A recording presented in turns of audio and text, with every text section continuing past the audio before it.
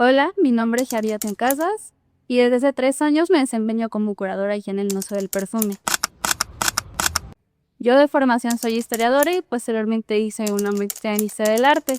Justo pues considero que fue esta formación académica la que pues me fue guiando como a indagar acerca de ciertos aspectos de la cotidianidad que de una u otra manera están impregnados pues de cierto cariz estético o artístico.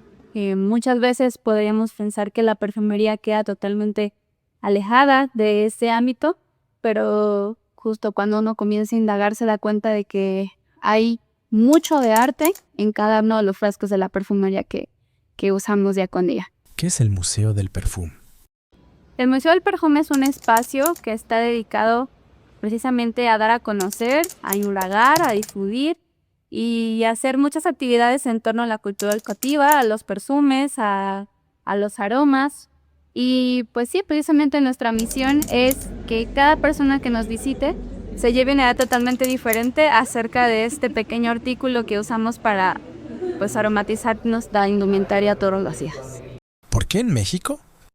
Creo que la existencia de este espacio en nuestro país es fundamental y muchas veces no nos damos cuenta de ello hasta que justamente empezamos a ahondar en las entrañas de la historia de la perfumería.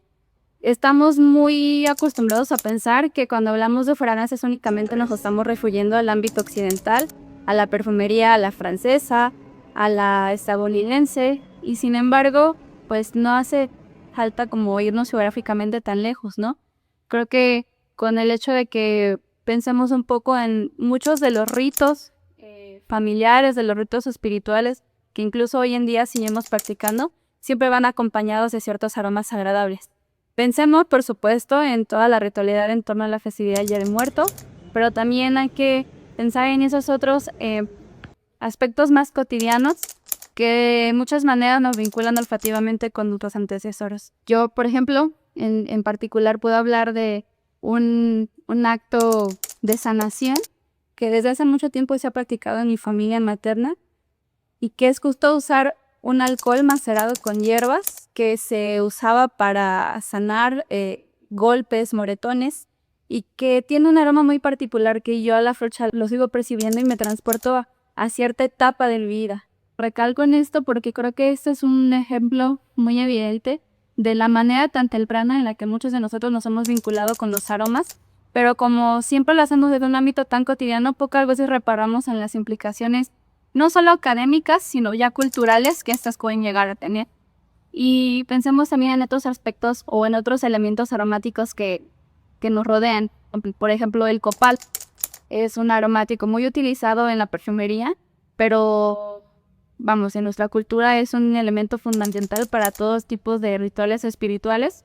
Y por lo tanto creo que la pertinencia de NIPE aquí en México pues sería la de reivindicar y dar visibilidad a un aspecto de la perfumería muy rico que sin embargo ha sido históricamente silenciado. ¿Qué lo hace diferente? La posibilidad de relacionarte con el espacio a partir del olfato. Y creo que esta es una peculiaridad que tenemos no solo frente a otros espacios culturales, sino otros espacios en general. No hay muchas áreas en las que uno vaya a privilegiar el sentido del olfato. Estamos muy acostumbrados a desenvolvernos en nuestro entorno a partir de la vista, del tacto, incluso quizá de la música, pero en tanto al olfato, realmente me resulta muy difícil pensarlo en un ámbito más allá de, por ejemplo, una cata de vinos o una cata de café, ¿no? Pero esto siempre va muy ligado al gusto. Y justamente lo que nosotros buscamos aquí en el MUPE es propiciar una manera diferente de vivir nuestro día a día, no solamente aquí, sino en todas nuestras actividades. Con nuestro olfato estamos en contacto absolutamente todo el tiempo, pero como estamos tan acostumbrados o mal acostumbrados a no reparar en esos aromas, muchas veces ignoramos. Entonces, la idea es abrir como una espinita, un interés nuevo, a partir del cual ustedes puedan darse cuenta cómo es que la vida cotidiana puede tener otra faceta u otro cariz si empezamos a relacionarnos con él a partir de la nave. ¿Qué mensaje quieres transmitir? que absolutamente todos los actos que nosotros hacemos en nuestro día a día son dignos de historiarse, son un excelente referente de la cultura que habitamos y que el hecho de que no estemos haciendo grandes cambios, digamos firmar tratados o terminar guerras o demás, los actos cotidianos son un granito de arena para moldear todo el contexto en el que habitamos. Porque muchas veces estamos acostumbrados a que cuando hablamos de historia o hablamos de arte o hablamos de escritura, siempre nos vamos a los grandes maestros, a los buenos acontecimientos. Y creo que justamente también uno de los aspectos que hace tan interesante el MUPE es el hecho de que nos podemos sentir directamente ligados, vinculados a lo que aquí se exhibe, porque es un reflejo, una parte pequeña quizá, pero una parte importante de un acto cotidiano que no solamente realizamos nosotros, sino que también lo han realizado pues nuestros antepasados. Creo que una de mis partes favoritas de trabajar aquí en el museo es justo cuando llega un visitante, ve una pieza de perfumería y se le ilumina la cara porque justo está recordando algún acontecimiento o alguna persona, y el hecho de que se den cuenta que esa parte de su vida es digna de estar exhibida en un espacio museístico es algo que puede hacer que cambie su idea acerca de justamente lo que es la experiencia de visitar un espacio como este. ¿En qué te basaste para hacer la curaduría? Principalmente fue la colección. Sin embargo, aunque podría esto parecer muy sencillo, cuando reparamos en el hecho de que nuestra colección alcanza las 10,000 piezas, un poco más, pues se vuelve muchísimo más complejo, ¿no? El acto de seleccionar y depurar y dejar de fuera algunas piezas justamente implica que de manera deliberada o no, estemos, si no silenciando, sí pausando otras historias que se pueden contar a partir de un mismo dispositivo. Sin embargo, pues también la idea es que nuestra exposición sea dinámica para que podamos darle cabida a todas las voces y todos los aromas que se encuentran pues resguardados en nuestra actividad de perfumería. Y pues también la intención fue hacer una historia que se entendiera a la par de los grandes hitos históricos que concebimos cuando pensamos en la historia universal, ¿no?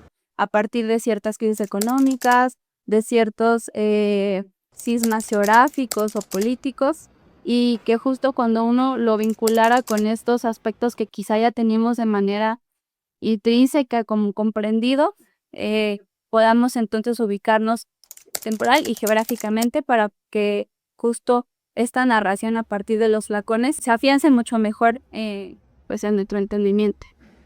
Es fácil hablar de un Dior, de un Chanel, pero también hasta cierta parte se busca cierta contraposición con el surgimiento de otras marcas que son igualmente relevantes, pero que si no fuera por un contexto enfocado únicamente al estudio de los aromas o la perfumería serían ignorados, ¿no? La idea es generar un gancho que el visitante pueda vincular directamente con algún recuerdo y que este sea el punto detonante para indagar acerca de otras marcas, otros perfumistas, otros aromas y otras maneras de comprender el acto de perfumarse.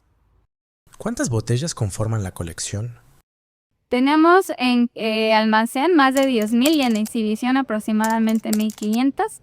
Esta es una colección que va creciendo día con día porque pues justo el hecho de que muchos de nosotros tengamos artículos de perfumería guardados en casa hace que muchas personas que nos visitan quieran alimentar esta colección y entonces nos brinden donaciones. Las colecciones son bienvenidas y también justo la idea es exhibirla para entonces estar narrando dos historias de manera sincrónica. La historia de las grandes marcas, de los grandes perfumistas, pero también la historia cotidiana de cada uno de los poseedores de estas piezas, estas fragancias.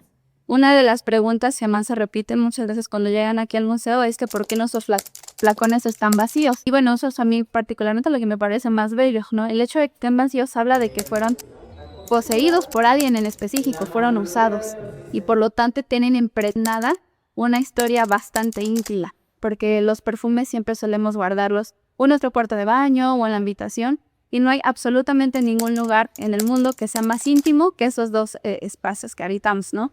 Entonces yo siempre pues me gusta preguntarle a los visitantes, imagínense si estos flacones pudieran hablar, la historia que nos contarían de cada uno de sus usuarios, ¿no? Si lo usó en su boda, si lo usó en una graduación, si se lo regaló a su pareja, si de últimas es el último recuerdo que le queda de un ser querido. Pero ¿qué es esa peculiaridad de cada una de las piezas lo que hace que nuestra colección sea tan rica, no solamente en cuestión de números, sino en cuestión de contenidos? ¿Algún perfume es importante para ti?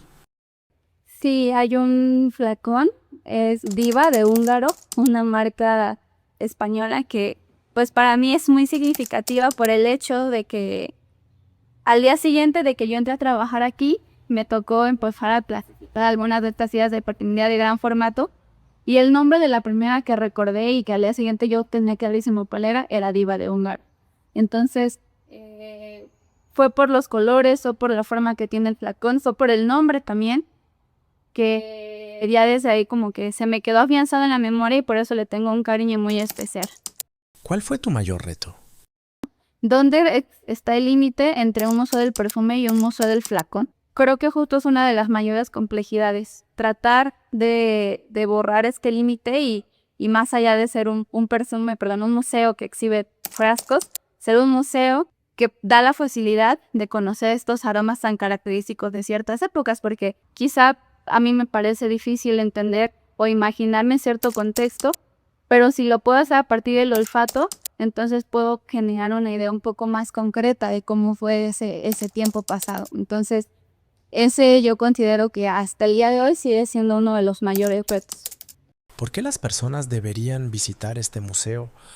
Para tratar de explorar su entorno a partir de la nariz, para conocer primero el museo a partir de otra sensibilidad y a partir de aquí todos sus aspectos o todos sus momentos cotidianos. También algo que me gustaría como invitarles es a empezar a llevar un diario de aromas para que a los historiadores del futuro les haga más fácil la labor. Una de las cuestiones más difíciles de historiar los aromas, los perfumes, es que difícilmente la gente escribe de ella, más allá de una fórmula o más allá de una conceptualización.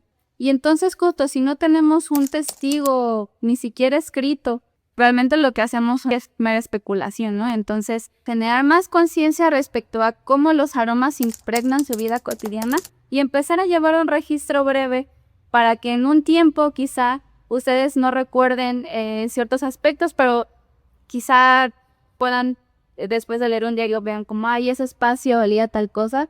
Uno se imagina el aroma y de inmediato va como a experimentar esa sensación que uno tenía en ese momento, ¿no? Entonces, un ejercicio bastante interesante que a la larga podría resultar bastante útil, no solamente para los amantes de la personalidad o del aroma, sino para el literador que quiera aprender el pasado desde un entorno o una conceptualización diferente.